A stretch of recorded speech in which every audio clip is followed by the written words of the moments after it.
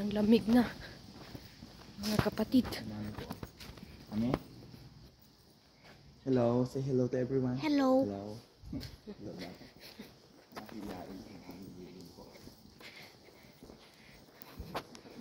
Tutunaw na yung isno sa bundok. Kaya sobrang lamig na. Maaga kami napasok ngayon. Kasi may table kaming maaga. Dito sa Europa, during December, maraming mga tao dito. Marami yung mga name din nila. So, syempre, pumunta sila sa mga restaurant, kumakain. Doon sila nagsiselebrate.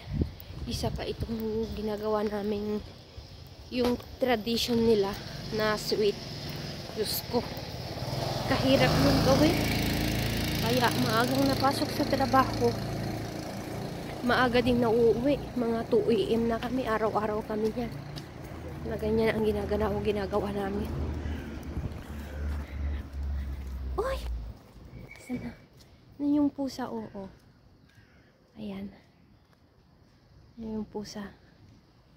Si Mr. Suabe. Nasaan na tayo? So, ayun. Maaga kami napasok. Tapos maaga din kami uuwi. 2 AM na. So, ganun. Buhay OFW talaga. Mahirap magtrabaho. Lalo na't sa mga kagaya namin na malamig ang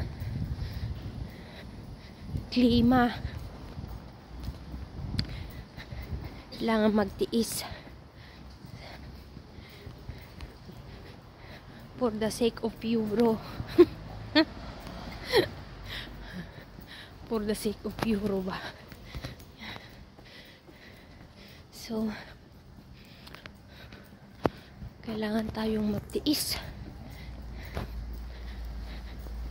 At least may sahod naman, diba? So, mas mahirap ang buhay sa Pilipinas. Walang trabaho. Kaya tsaga-tsaga lang sa mga kagaya kong OFW.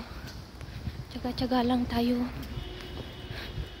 magtrabaho hanggat kaya, mag-ipon dahil kailangan para pag sa nagpurgod na tayo,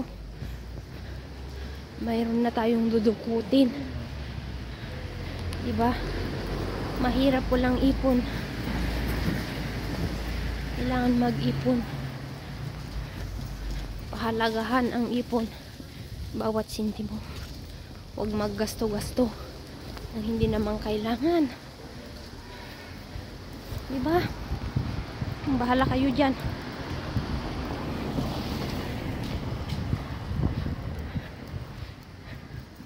Ganun tayo, mga OFW. Daming sasakyan ngayon kasi Monday. May mga nakabalandra dyan na ano, truck. Saan tayo lalakad ng? Dito.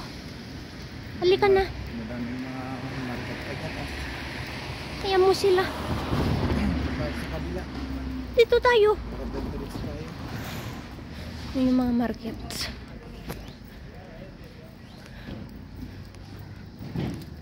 Ayan, oh.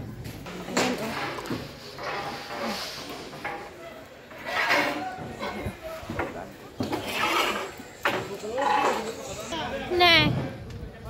Nato. Philippines yun eh. Udaw. Oreo, video. Ya. Ore. Hadi ya.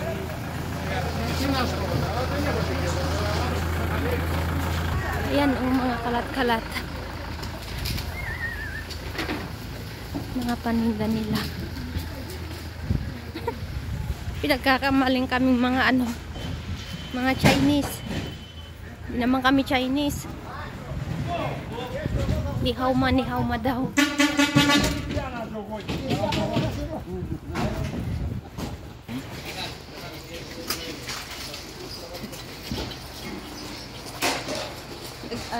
Ayan sila. Oh. Nag-i-evacuate na sila kasi tapos na. Tapos na silang magtinda, yung mga farmers. Kahit malamig yung mga yan, titinda sila. So, ganito ang mga buhay nila dito, mga farmers. Every Monday, dito sa area namin sila nagtitinda ng mga vegetables. Paiba-iba sila ng ruta.